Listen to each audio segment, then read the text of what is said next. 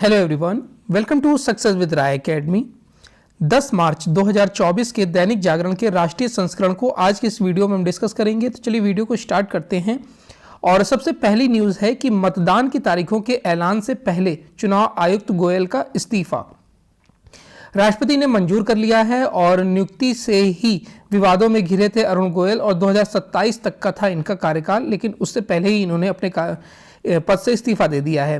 लोकसभा चुनाव की घोषणा होने से ठीक पहले चुनाव आयुक्त अरुण गोयल ने शनिवार को अचानक अपने पद से त्यागपत्र देकर राजनीतिक माहौल को गर्म कर दिया। उनके त्यागपत्र को राष्ट्रपति ने तुरंत स्वीकार कर लिया है।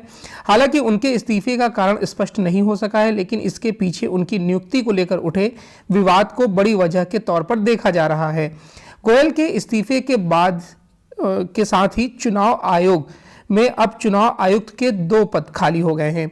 इससे पहले फरवरी में अनूप चंद्र पांडे के सेवानिवृत्त होने से चुनाव आयुक्त का 1 पद खाली हो गया था।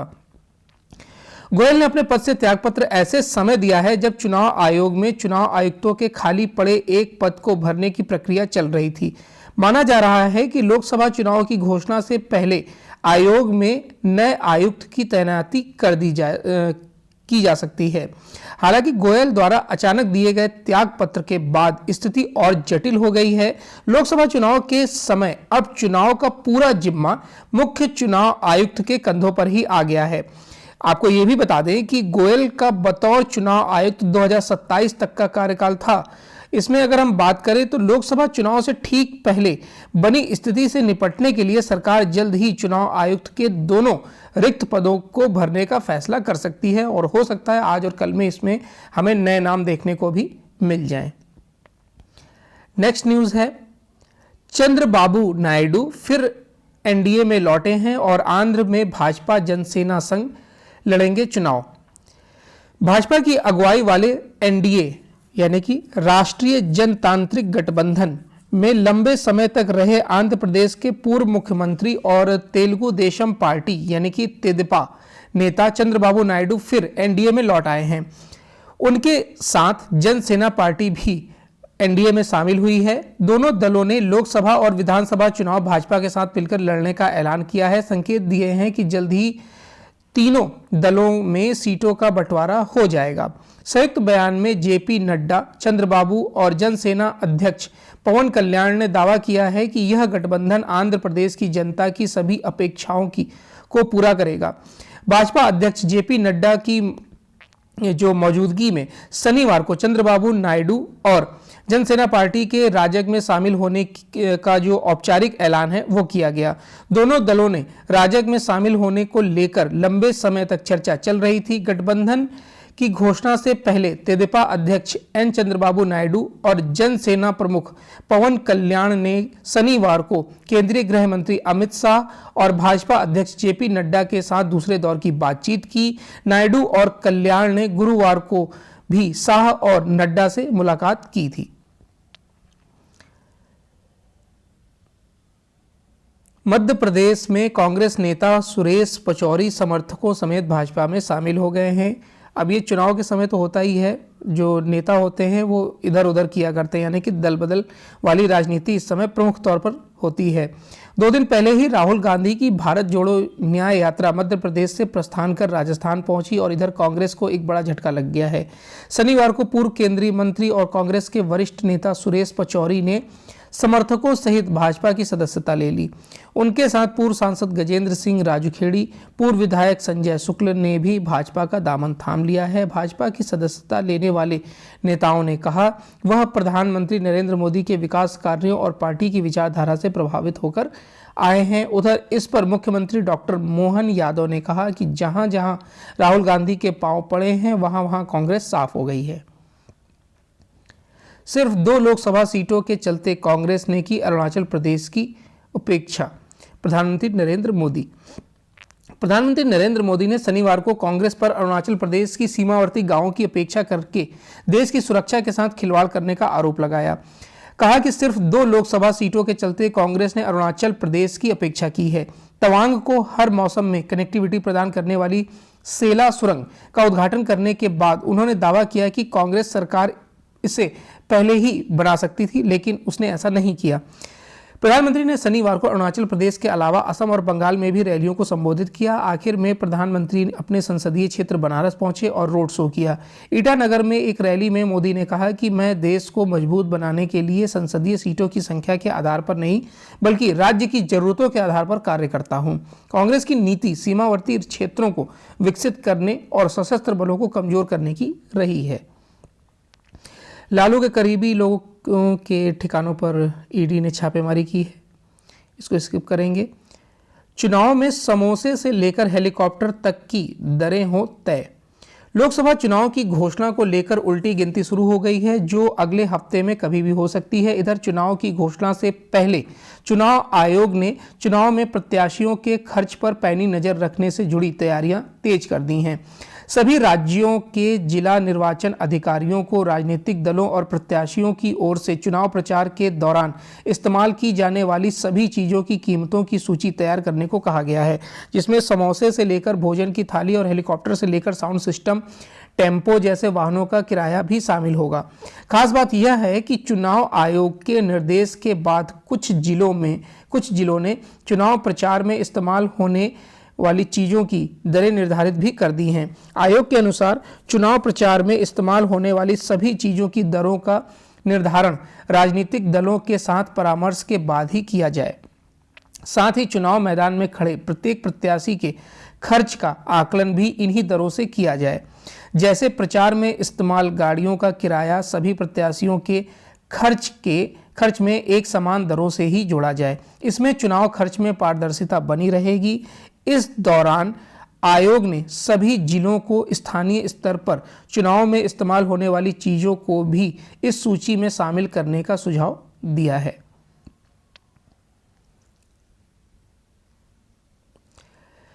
उसके बाद अरविंद केजरीवाल का एक स्टेटमेंट देख लेते हैं, जिसमें उन्होंने कहा है कि भगवान राम इस युग में होते तो भाजपा उनके यहां भी भेज देती ईडी सीबीआई। मुख्यमंत्री अरविंद केजरीवाल ने शनिवार को विधानसभा में कहा कि दिल्ली में आप सरकार विकास का मॉडल अपना रही है और केंद्र सरकार यानी कि भाजपा सरकार विनाश का मॉडल अपना रही है। उन्होंने आरोप लगाया कि भाजपा विपक्षी दलों की सरकारें गिराकर विपक्षी नेताओं को जेल में डाल रही है। उन्होंने मनीष सिसोदिया, सत्येंद्र जैन, संजय सिंह को जेल में डाल दिया है और अब मुझे भी जेल में डालने की तैयारी में है। केजरीवाल ने कहा कि भगवान राम इस युग में होते तो भाजपा उनके यहाँ भी ईडी सीबीआई भेज देती, जो बंदूक की नोक पर उनसे पूछती कि वह भाजपा में जाना चाहते हैं या जेल में जाना चाहते हैं। आप सरकार के 2024-25 बजट पर विधानसभा में चर्चा के दौरान अरविंद केजरीवाल ने कहा कि इतना अच्छा बजट है कि लोग अब कह रहे हैं कि आप कांग्रेस गठबंधन दिल्ली की सभी 7 लोकसभा सीटें जीतेंगी, मगर भाजपा नेता आम आदमी पार्टी को तोड़ने में लगे हुए हैं। वे आम आदमी पार्टी को खत्म कर देना चाहते हैं। आम आदमी पार्टी तेजी से बढ़ने वाली पार्टी है और हमारे नेता इनके काबू में नहीं आ रहे हैं। उन्होंने कहा कि भाजपा में कुछ अच्छे लोग भी हैं। उन्होंने मुझे बताया कि आपको जेल भेजने की पूरी प्लानिंग कर ली गई है, आपको जेल में डालेंगे और सरकार गिराएंगे। सरकार गिराने के बाद ये लोग सबसे पहले फ्री बिजली योजना बंद करने का काम करेंगे।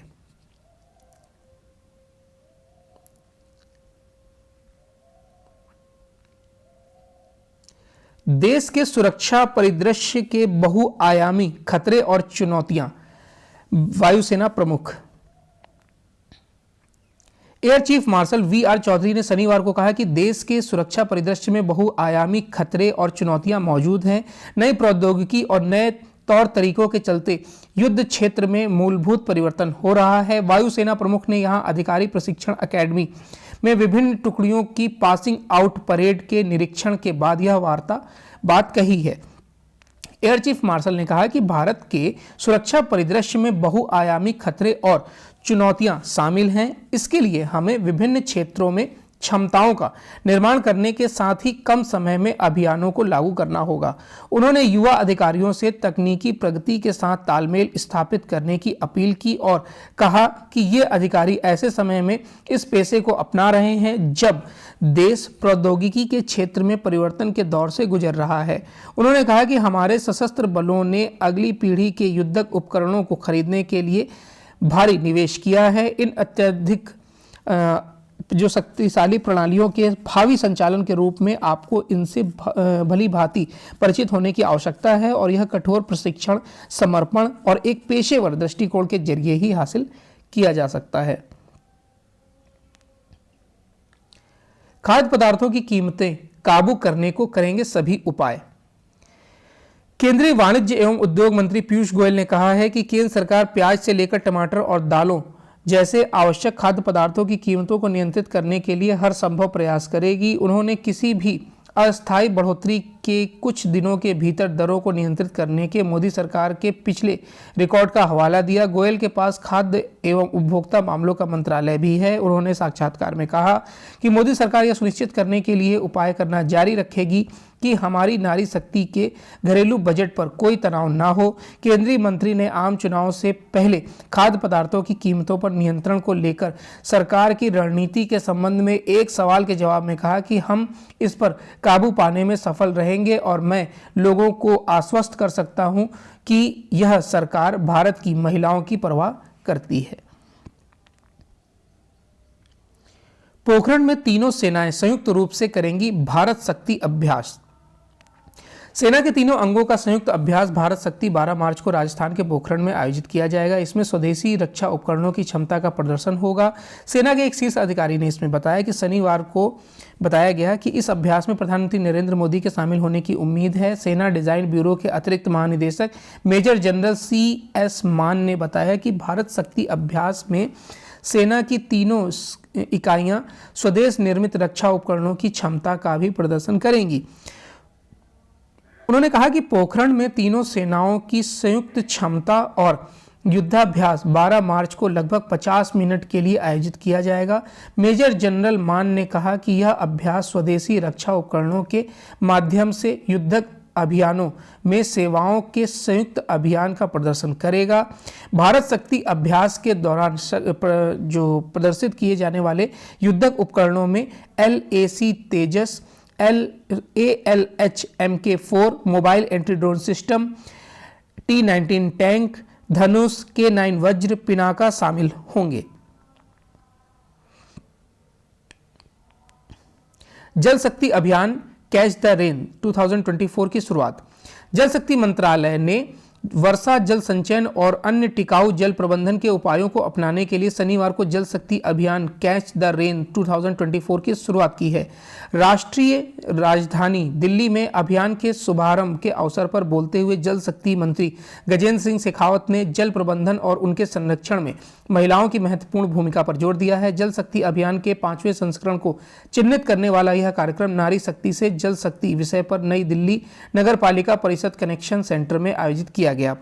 एक सरकारी बयान के अनुसार अभियान का उद्देश्य जल संरक्षण, वर्षा जल संचयन, जल निकायों की जियो टैगिंग और जल शक्ति केंद्रों की स्थापना, गहन वनीकरण और जागरूकता पैदा करना है। सैन्य अभ्यास धर्म गार्जियन। राजस्थान में महाजन फील्ड फायरिंग रेंज में भारत जापान के बीच संयुक्त सैन्य अभ्यास धर्म गार्जियन के दौरान हेलीकॉप्टर से घरों के ऊपर उतरने का अभ्यास करते सेना के जवान, जैसा आपको इस पिक में दिखाई दे रहा है। इसमें भारतीय सेना और जापानी ग्राउंड सेल्फ डिफेंस फोर्स की टुकड़ियां हिस्सा ले रही हैं। संयुक्त अभ्यास का उद्देश्य दोनों सेनाओं के बीच अंतर संचालन में विशिष्टता हासिल करना है और युद्ध अभ्यासों से एक दूसरे के बीच समन्वय कायम करना है। मालदीव के लोगों की ओर से मांगता हूं माफी, पूर्व राष्ट्रपति मोहम्मद नशीद। मालदीव के पूर्व राष्ट्रपति मोहम्मद नशीद ने कहा है कि भारतीयों के बायकॉट का मालदीव पर बड़ा असर पड़ रहा है, खासकर पर्यटन क्षेत्र में सबसे अधिक प्रभाव हुआ है। वह इससे काफ़ी चिंतित हैं। उन्होंने कहा कि मालदीव के लोगों की ओर से वह माफ़ी मांगते हैं। हम इसके लिए माफ़ी चाहते हैं कि ऐसा हुआ। नशीद भारत की यात्रा पर हैं। उन्होंने कहा कि हम चाहते हैं कि भारतीय हमारे यहाँ छुट्टियाँ मनाने आएँ, हमारी मेहमान नवाजी में कोई कमी नहीं होगी। भारत और मालदीव के बीच बढ़े विवाद के बीच मालदीव जाने वाले भारतीय पर्यटकों की संख्या में पिछले साल की तुलना में 33% गिरावट आई है। मालदीव के पर्यटन मंत्रालय के 2023 के आंकड़ों के मुताबिक पिछले साल 4 मार्च तक 41,054 भारतीय पर्यटकों ने मालदीव का दौरा किया था। वहीं इस वर्ष 41,000 ने दौरा किया था और इस वर्ष 2 मार्च तक भारतीय पर्यटकों की संख्या 27,000 ही दर्ज की गई है।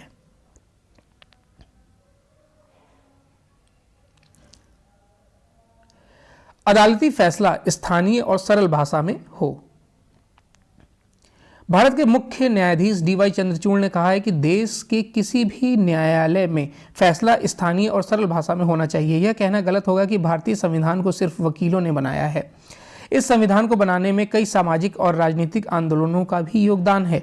लोकतंत्र और संविधान के बीच संबंध है। संविधान की समझ लोकतंत्र की समझ को भी विकसित और पोषित करती है।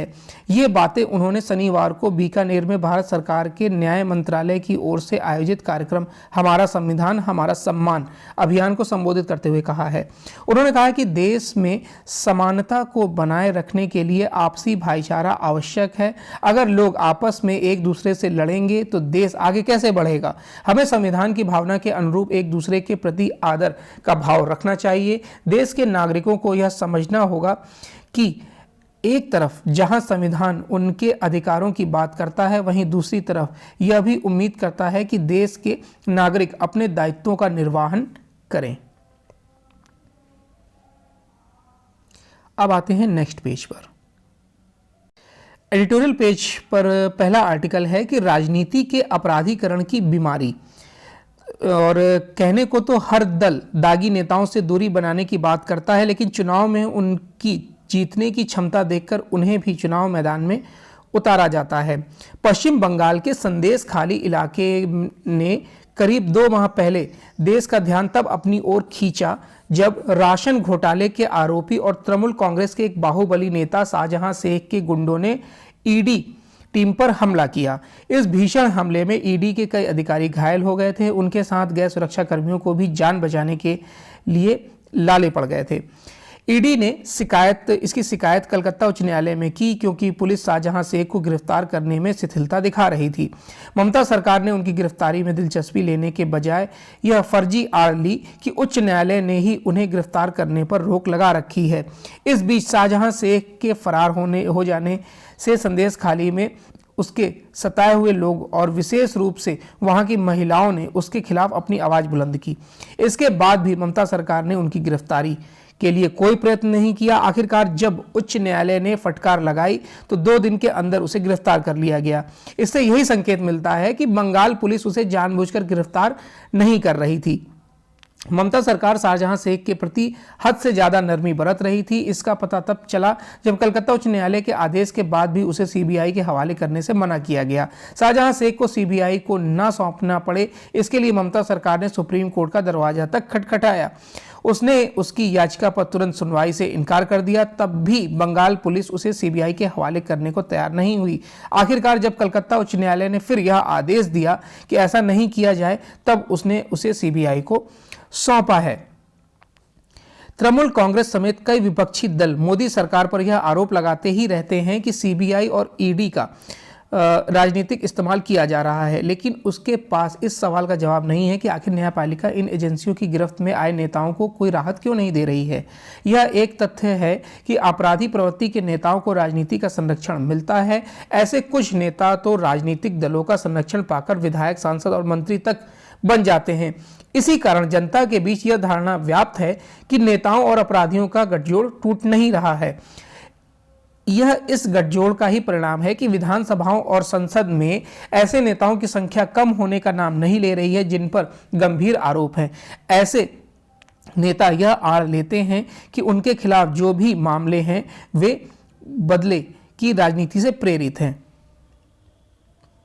दागी नेताओं के खिलाफ समय पर कार्रवाई ना हो पाना, अदालतों में उनके मामलों का लंबा खिंचना एक गंभीर समस्या है। इसके चलते ही राजनीति के अपराधीकरण का पर प्रभावी लगाम नहीं लग पा रही है।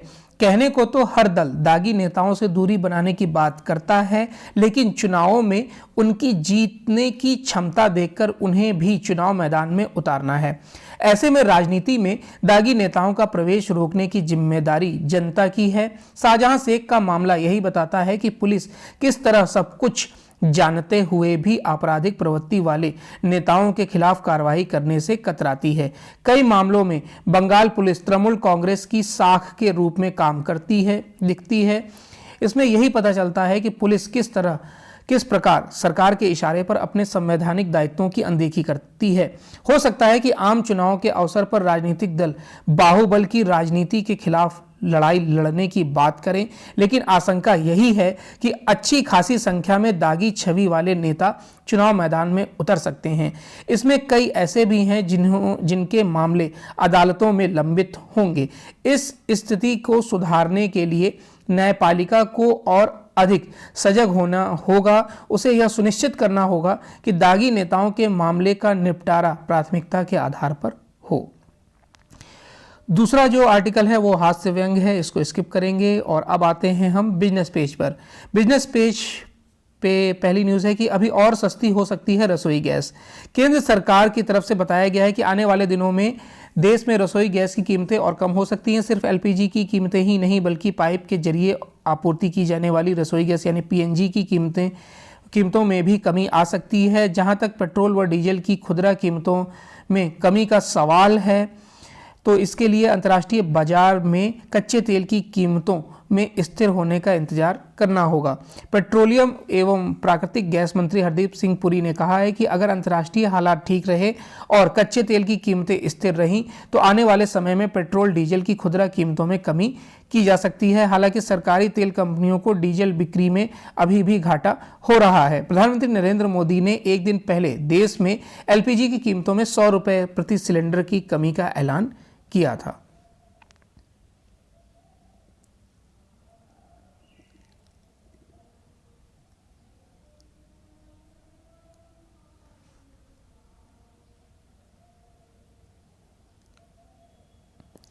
गिरवी रखे सोने की गुणवत्ता को परखे बैंक। जब से बैंकिंग सेक्टर में सोने के बदले लोन देने की सेवा शुरू की गई है उसके बाद से इसको लेकर कई तरह की गड़बड़ियां सामने आ चुकी हैं। हाल ही में कुछ बैंकों के स्वर्ण भंडार की गुणवत्ता को लेकर सूचनाएं आई हैं जिसमें वित्त मंत्रालय सतर्क हो गया है। वित्त मंत्रालय ने इस सिलसिले में सरकारी क्षेत्र के बैंकों से कहा है कि सोने के बदले लोन देने की योजना पर नज़र रखें और ख़ास तौर पर यह सुनिश्चित करें कि जिस सोने के बदले वह कर्ज मुहैया करा रहे हैं उनके गुणवत्ता कैसी है। इस बारे में सरकारी बैंकों को लिखे गए पत्र में वित्त मंत्रालय ने कहा है कि अपने ही कर्ज स्कीम की समय समय पर समीक्षा की जानी चाहिए। बैंक कर्मियों के वेतन में होगी सालाना 17% की वृद्धि। सार्वजनिक क्षेत्र के बैंकों के अधिकारियों एवं कर्मचारियों के वेतन में सालाना 17% की बढ़ोतरी होगी। नवंबर 2022 से प्रभावी होने वाले इस फैसले से करीब 8 लाख बैंक कर्मचारी लाभान्वित होंगे। भारतीय बैंक संघ और बैंक कर्मचारी संगठनों के बीच शुक्रवार को 17% की वार्षिक वेतन वृद्धि पर सहमति बनी है। इससे सार्वजनिक क्षेत्र के बैंकों पर सालाना 8,284 करोड़ रुपए का अतिरिक्त बोझ पड़ेगा। इस बीच All India Bank Officers Federation ने कहा है कि महीने के भीतर शनिवार को छुट्टियों के रूप में मंजूरी देने पर भी सहमति जताई गई है। हालांकि कामकाज के घंटों में संशोधन का प्रस्ताव सरकार की अधिसूचना के बाद प्रभावी होगा। नए वेतन समझौते के तहत सभी महिला कर्मचारियों को चिकित्सा प्रमाण पत्र दिए बगैर हर महीने 1 दिन की बीमारी की छुट्टी लेने की अनुमति होगी। अब आते हैं इंटरनेशनल पेज पर। आसिफ अली जरदारी बने पाकिस्तान के 14वें राष्ट्रपति, आज लेंगे शपथ। पाकिस्तान पीपुल्स पार्टी यानी कि पीपीपी के सह अध्यक्ष आसिफ अली जरदारी शनिवार को पाकिस्तान के 14वें राष्ट्रपति के रूप में चुनाव में विजयी घोषित किए गए हैं। इससे पहले जरदारी 2008 से 2013 तक राष्ट्रपति रह चुके हैं। व्यवसायी से राजनेता बने जरदारी पाकिस्तान की दिवंगत प्रधानमंत्री बेनजीर भुट्टो के पति हैं। निवर्तमान राष्ट्रपति डॉक्टर आरिफ अलवी का वो स्थान लेने जा रहे हैं। जल्द ही रविवार को यानी कि आज वो शपथ ले लेंगे। आतंकी हरदीप निज्जर की हत्या का वीडियो फुटेज सामने आया। ये इंपॉर्टेंट नहीं है। रूस की परमाणु हमले की धमकी पर अमेरिका ने नाटो की सेनाओं को कर दिया था अलर्ट। यूक्रेन युद्ध के दौरान रूस की परमाणु हमले की धमकी के बाद अमेरिका ने भी क्षेत्र में मौजूद नाटो की सेनाओं को अलर्ट कर दिया था। साथ ही अमेरिकी सेनाएं भी सतर्क हो गई थीं। अमेरिका ने सोच लिया था कि यूक्रेन में परमाणु हमला होने पर वह मूक दर्शक नहीं बना रहेगा। बाइडेन प्रशासन के एक वरिष्ठ अधिकारी ने इन तैयारियों से संबंधित गोपनीय विवरण सार्वजनिक किए हैं। बताया कि परमाणु हमले की स्थिति से निपटने के लिए किस तरह की आपातकालीन योजना बनाई गई थी। महिलाओं को सशक्त बनाने की भारत की प्रतिबद्धता से लें सीख। संयुक्त राष्ट्र में एक कार्यक्रम के दौरान नेताओं ने भारत की नारी शक्ति की प्रशंसा की है। उन्होंने कहा कि भारतीय महिलाएं देश के विकास की गाथा की सूत्रधार हैं और उन्होंने कृषि के विकास के साथ ही कई क्षेत्रों में उनकी भागीदारी की प्रशंसा की है। संयुक्त राष्ट्र में भारत के स्थायी मिशन की ओर से अंतर्राष्ट्रीय महिला दिवस पर विशेष कार्यक्रम का आयोजन किया गया था। इसमें अराकू वैली में आदिवासी महिलाओं की ओर से पैदा की जाने वाली अराकू कॉफी की भी जानकारी दी गई। तो ये आज का चेक एक न्यूज और है कि चेक गणराज्य की क्रिस्टीना पिस्कोवा को मिस वर्ल्ड 2024 का ताज। मिस वर्ल्ड 2024 का ताज चेक रिपब्लिक की क्रिस्टीना पिस्कोवा के सिर पर सजा है। वर्ष 2022 की विश्व सुंदरी पोलैंड की कैरोलिना बिलासुस्का ने उन्हें विश्व सुंदरी का ताज पहनाया। 112 देशों की सुंदरियों को पछाड़कर उन्होंने यह खिताब अपने नाम किया है। पहली रनरअप लेबनान की यशमिना जैतून रही। भारत की प्रतिभागी सिनी शेट्टी शीर्ष 4 में भी जगह नहीं बना पाई हैं। तो ये आज का 10 मार्च 2024 का दैनिक जागरण का राष्ट्रीय संस्करण था। आई होप आपको ये वीडियो अच्छा लगा होगा। अगर वीडियो अच्छा लगा हो तो लाइक और शेयर कर दीजिएगा। वीडियो देखने के लिए धन्यवाद।